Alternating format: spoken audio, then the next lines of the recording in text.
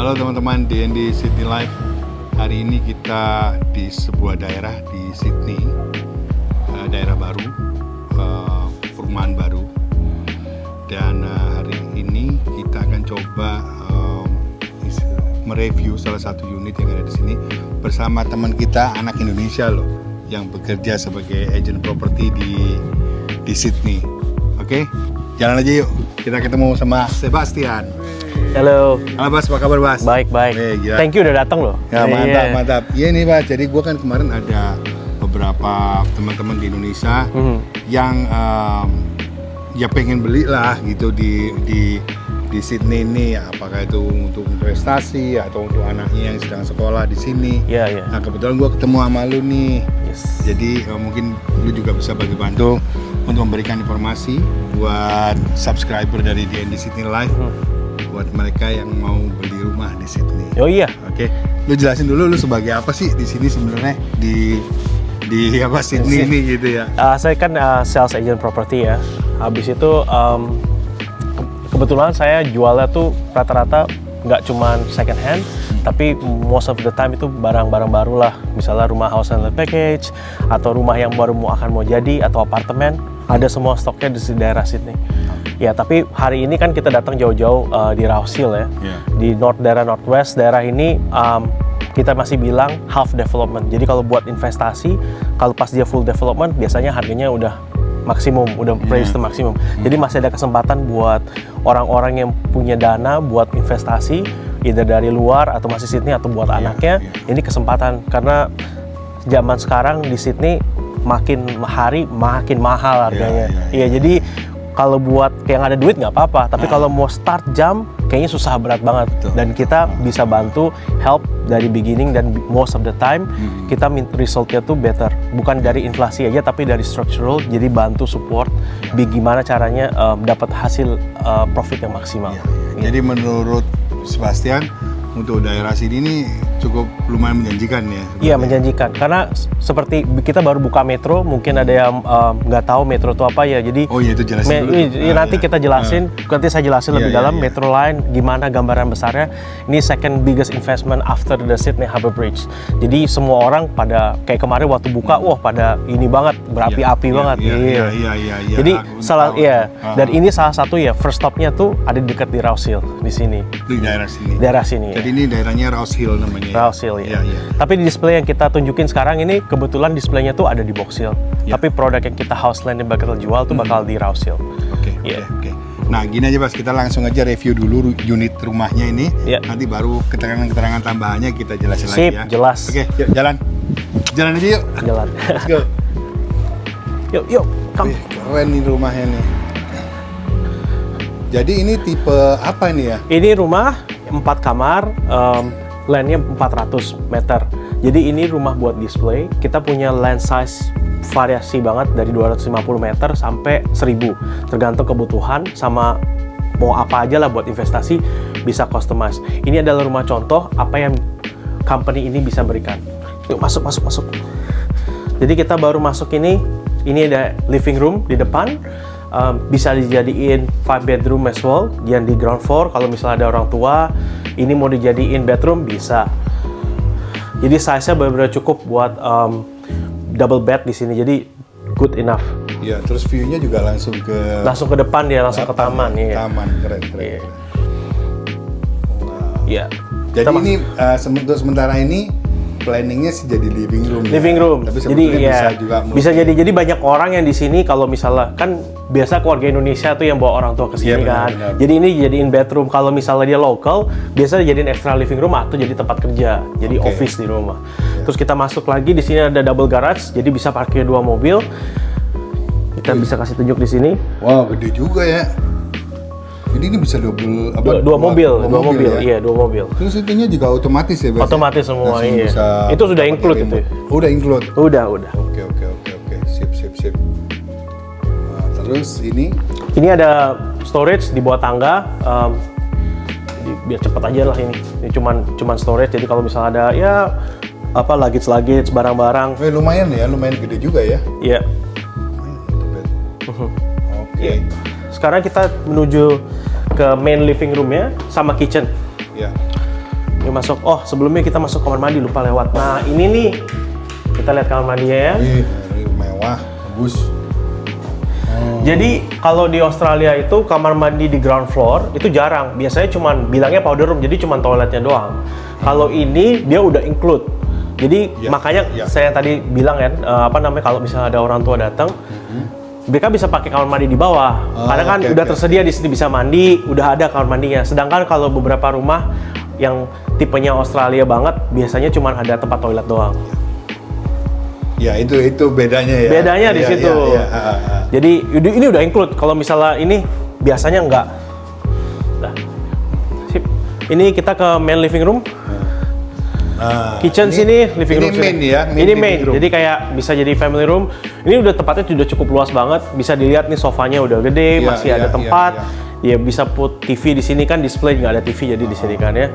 Jadi cukup luas untuk family 4, 5 sampai 6 orang. Ini langsung nyambung ke kitchen. Iya, di sini dining roomnya. Nah, best partnya dining roomnya kan dekat jendela nih. Iya. Ini kayak saya jelasin kitchen lah. Biasanya kitchen yang orang paling nanyain. Benchtop di Australia tuh mungkin rada beda ya kali ini ya. Buat perbedaan culture-nya ya. Kalau di Australia itu benchtop tuh kan ada ketebalan itu. Ini scissor stone-nya segala macam bisa dilihat. Ini scissor stone-nya 40 mm, ini udah include. Kalau mau yang standar biasanya 20. Dan ini udah 40 dan selebar ini itu udah bagus banget. Ini udah include. Jadi semua udah include. Sink tengah, terus tadi udah video dilihat di belakang ada kompor segala macam. Udah termasuk sama oven. Oh, ini laundry room nih. Jadi buat tempat laundry. Nah, biasanya di apartemen itu laundrynya kan nempel tuh. Dia cuma ada pintu doang. Nah, ini ada, kita bilangnya laundry room. Terus ada connect ke belakang. Kalau mau jemur, bisa langsung ke sini, gitu. Jadi kita bisa buka. Kalau misalnya yang suka jemur, nggak suka pakai dryer, bisa langsung ada akses ke belakang nih. Biar cepat aja. Tuh, jadi bisa jemur baju tuh udah include tuh. Jadi kalau misalnya habis nyuci, ya ini ya bisa juga di lock dari depan. Ini kan akses buat sampah biasanya. Jadi ini udah habis cuci langsung keringin di situ. Matahari itu jelas banget di situ. Jadi udah pasti kering. Yuk balik lagi yuk.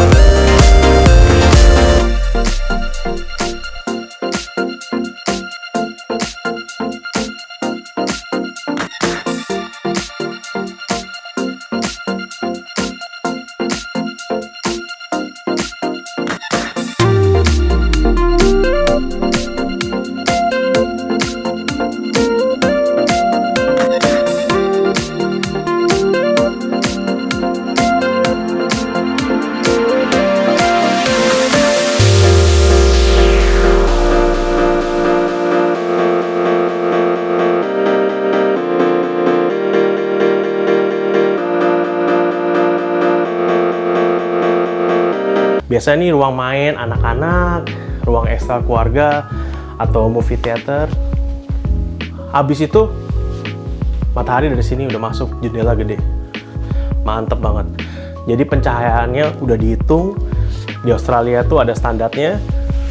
Of course, semua udah dihitung, lihat terang banget di sini, cahayanya masuk. Jadi semua udah di standarisasi dari Sydney, Australia. Jadi semua ada standarnya. Jadi ini fungsinya kayak second living room ya, gitu jatuhnya ya? Iya, third living room kan ada 3. Di bawah kan ada 1 kalau nggak dijadiin bedroom ya, office, Oke. main living room, di sini third, jadi ada 3. Jadi kurang banyak apa lagi, udah banyak banget. Iya, di sini ada kita bilangnya fourth bedroom. Coba ditunjukin aja bedroomnya. Jendelanya besar, udah termasuk ini ducted aircon. Jadi AC-nya sentral tuh di atas.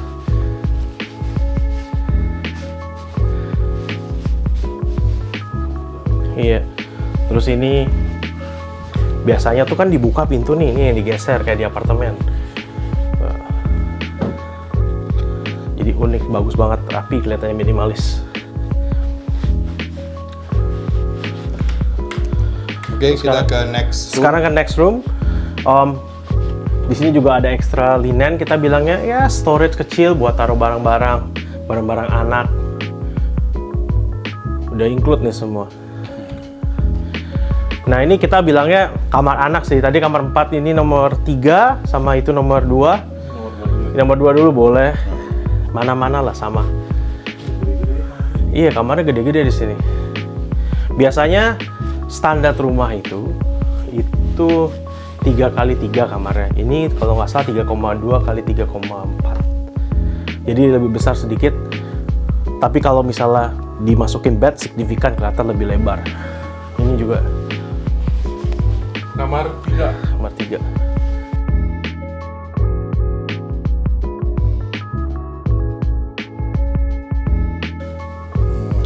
Jadi udah termasuk itunya ya, lemari pakaiannya juga. Lemari udah masuk. Biasanya kan cuma kosongan.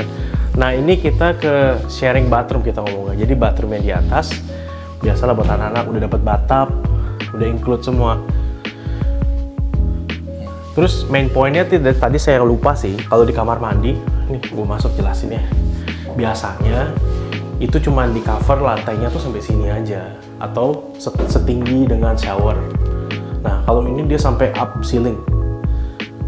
Iya, jadi udah include. Jadi kalau rumah yang entry level, pasti dia cuma cover segini doang. Iya, signifikan bedanya. Mantap. Nah, yang terakhir apa nih, Bas? Ini main room and suite-nya, master bedroom. Ini gede ya.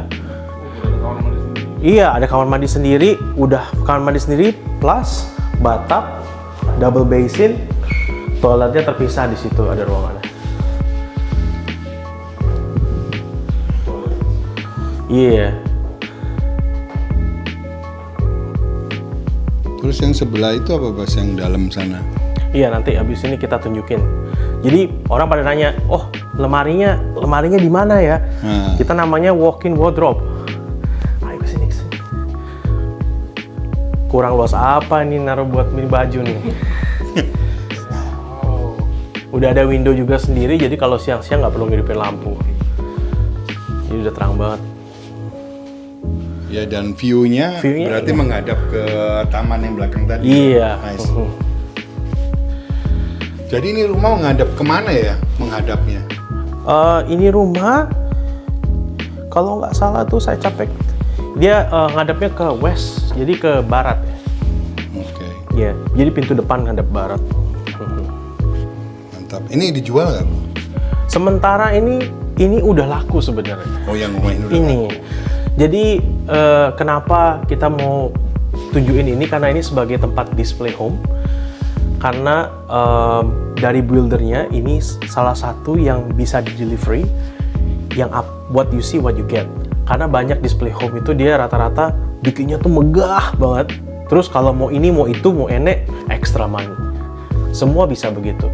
Tapi kalau sama builder ini, yang saya kerjasama udah lama sama builder dan company ini, mereka memberikan yang terbaik, dan juga apa yang lu lihat itu yang lu dapet. Jadi buka-bukaan, dan semua kalau misalnya serius bayar, kita bisa masukin di kontraknya, nulis apa aja yang kita dapat.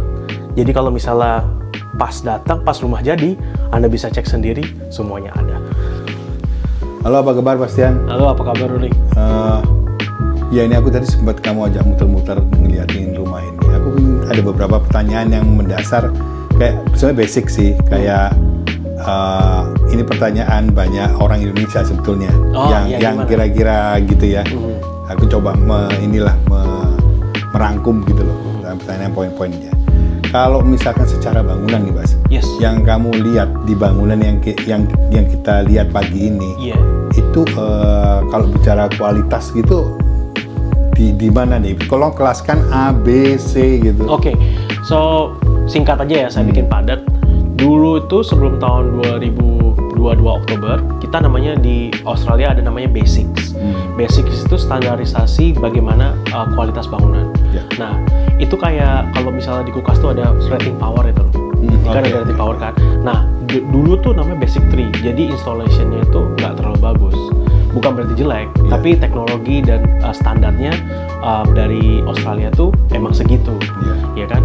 Jadi sekarang itu kita ada namanya Basic 7. Nah, sebelum tahun Oktober 2022 tuh Basic 5. Artinya apa Basic 7? Installation lebih bagus.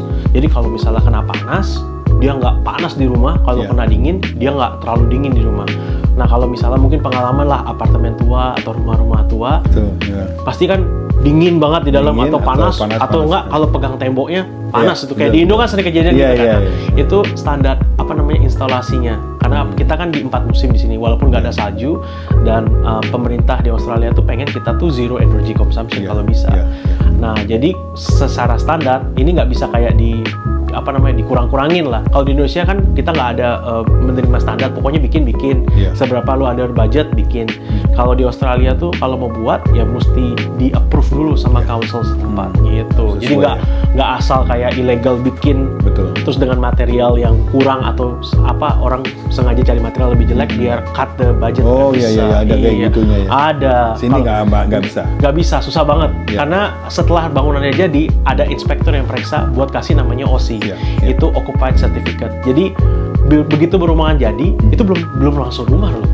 Mesti ada sertifikat dulu menyatakan bahwa ini sertifikasi standarisasi Australia gitu. Jadi kalau balik lagi, seandainya kan memang kita ini ada kayak di Indonesia itu kan langsung ya seperti kamu tahu lah, ada RSS, ada RS, rumah sangat sederhana dan segala macam, sampai dengan rumah mewah. Itu klasifikasi yang kita tahu di sana. Kalau bangunan ini secara lokasi dan kualitas bangunan, kalau kamu grupkan antara A, B atau C itu di mana kira-kira? Ini udah mendekati rumah mewah ya. Jadi kalaupun rumah mewah, sebenarnya yang bikin mewah itu kita bilangnya di sini inclusion. Ya, jadi kayak misalnya bahan dari benchtopnya lah, marble lah, kayak gitu. Nah, tapi bangunannya itu sendiri itu udah standarnya. Kalau dia mau bagusin, dia biasa kasih another layer gitu. Ya itu tergantung seberapa mewah. Tapi kalau standar di sini udah termasuk sangat-sangat, bukan nggak sangat mewah. Jadi kalau mewah kan di atas. Kita ngomongin A ya. Mungkin kita bisa kategori ini B. B plus lah ya. B plus lah, bisa dibilang gitu. Jadi kalau mau rumah mewah, nanti ada marketnya. Jadi ada rumah yang bisa saya tunjukin. Ini loh kelasnya. Nanti itu akan ada tunggu episode selanjutnya. Dan itu jujur aja aku sempat gemes juga sih ngelihat, kepingin teman-teman di NDC Live itu ngelihat yang rumah yang itu, Bas. Jadi tapi nanti kita akan tunjukkan di episode kita yang berikutnya bersama Sebastian ya. Oke, Bas. Nah, terus mengenai harga yang ada di listmu, di rumah yang kita lihat hari ini, itu di kategori mahalkah, di kategori pas atau murah? Nah, ini mahal sama murah ini kan tergantung subjektif banget ya, tergantung orang. Kita kalau di sini saya bilangnya affordable, maksudnya kayak lu afford apa enggak. Kalau misalnya mahal karena budgetnya cuma 1 juta, misalnya contoh gitu kan. Nah, tapi selama saya buat jual di sini, buat kualitas bangunan ini sebenarnya cocok dengan harganya. Iya. Jadi dibilang mahal mungkin karena di luar budget. Tapi kalau dengan harga segini itu pas sesuai budget, karena kalau ya biasa kan mau kualitas bagus, mau rumahnya gede, Iya, iya. tapi mau budget murah kan susah. Betul, betul. Nah, ya. tapi menurut saya ini nggak terlalu mahal dan pas harganya. Iya, Bisa cocok. dikategorikan affordable mungkin. Affordable. Jadi gini, kita kan ada kategori, saya bikin simple ya karena waktu juga terbatas. Kita bikin kategori 2 aja. Satu tuh kita bilangnya single kontrak, kontraknya cuma 1. Iya. 2 itu 2 kontrak. Apa artinya? Kalau single kontrak kita contoh kayak apartemen atau rumah second. Jadi langsung beli cuman harga misal contoh 1 juta. Jadi harganya 1 juta. Nah, kalau yang saya jual sekarang yang kita lihat ini 2 kontrak. Jadi beli tanah dulu, tanahnya itu settle, baru dia bangun rumahnya. Oh, oke. Jadi ada 2 kontrak nih. Iya, iya. Nah, harganya kalau di combine kita start dari 1,25. Itu tanahnya sekitar 280 meter, Iya. bangunannya itu sekitar 190 meter, 180 sampai 190. Tapi kalau misal nanya, Bas, kita ada budget lebih, kita mau rumahnya lebih gede atau mau customize, bisa. Oh. Karena kita udah close banget sama buildernya. Ya, Dan kebetulan developer tanahnya sama buildernya itu dari umbrella yang sama. Ya, ya, ya. Jadi banyak banget yang bisa kita inilah flexibility lah. Flexibility. Iya. Nah, terus balik lagi ke rumah ini, Mas, yang setelah kita review hari ini. Kalaupun ini akan menjadi di dalam list orang-orang untuk beli rumah di sini, itu kira-kira untuk kedepannya gitu ya, gimana tuh prospeknya? Iya. Secara lokasi dan kualitas tentunya ya. Iya. Bagus pertanyaannya nih. Soalnya kita rata-rata kan lihatnya pasti deket-deket city. Betul, terus. iya. Maunya deket-deket city, kalau Iya. nggak terlalu jauh. Iya. Kan. Nah, tapi kita balik lagi. Sekarang mau tinggal di city, berapa harganya sekarang rumah kan? Sekarang aja kita contoh nih, suburb yang terkenal aja, Iya. Chatswood misalnya. Iya. Itu udah rumah yang jelek aja udah 4 juta harganya. Betul. Sedangkan Iya. kayak saya aja belum tentu sanggup dan Iya. mau ambil rumah itu Iya, gitu. iya. Nah, karena banyaknya kayak gitu, dibuatlah itu kita sama government, dia udah rencanain ini rezoning dari tahun 2012. Jadi apa itu rezoning? Jadi tanah ini sebenarnya dulu itu farm. Nah, jadi dibikin jadi perumahan, Iya. ya kan? Kalau sekarang pergi, mungkin udah bagus ya, udah setengah development. Tapi Iya. kalau sebelum tahun 2020 masih kayaknya kalau kesini kayaknya wah di mana nih? anak. Iya gitu. Jadi kayak orang tuh nggak percaya, tapi Iya. beda ya sama pemerintahnya di sini tuh dia bisa kayak execute gitu. Iya. Memang kalau misalnya dibandingin sama misal kita kalau agak keluar dikit misalnya banding sama Cina kan dia execute cepet banget kan. Iya. Kalau Australia tuh banyak banget yang dipertimbangkan, safety-nya lah, berapa lama segala macam. Jadi terlalu banyak pertimbangan kalau Iya. menurut saya. Tapi execute. Iya. Oke, the main thing-nya itu Rouse Hill ini masih half development. Jadi suburb ini itu belum fully kayak city. Iya. Masih ada tanah kosong di mana-mana, masih Iya. ada yang masih nge-farm juga. Iya. Tapi semuanya itu udah didesain di rezone, soon or later Iya. bakal jadi rumah atau apartemen. Baik. Iya, oke. Oke, Bas, ini mungkin karena waktu, tapi ini ada satu yang bisa aku janjikan nih buat subscribernya DND Sydney Live atau viewersnya, bahwa kita nanti akan ada satu sesi khusus bersama Sebastian itu yang memang membicarakan secara detail tentang kepemilikan rumah di sini dan segala macamnya, kayak tetek mengeknya lah istilahnya gitu, untuk supaya kita semua ini ada gambaran ternyata seperti apakah untuk mengeksekusi ya pembelian rumah di Australia, khususnya di Sydney, ya gitu Mas. Iya, di sini ya. Mungkin nanti kita akan ada satu sesi lagi khusus yang membahas tentang itu. Tapi hari ini kita sudah mendapatkan satu contoh rumah yang ada di Sydney ya, Iya, di propertimu ya, Iya, di properti ya. di agent propertimu berarti ya. Itu seperti ini rumahnya. Ini salah satu contoh aja yang affordable, dalam tanda kutip, yang tadi itu yang relatif maksudnya, tapi tetap di affordable. Artinya apa yang kamu bayar sama apa yang kamu dapatkan itu iya gitu ya. Iya. Mungkin jatuhnya jadi Iya. iya kayak di atas ekspektasi sebenarnya sedikit kalau menurutku ya, karena ini rumah keren banget. Iya loh Mas. Jadi ini rumah oke nih.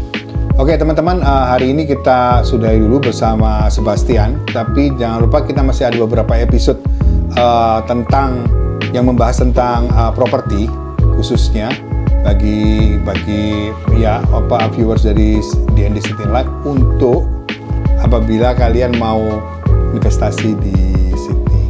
Oke Bas, sip. Thank you Bas. Kita Thanks so ketemu much, lagi Bas ya. Iya, for sure. Sip, thank you, bye-bye. Bye-bye.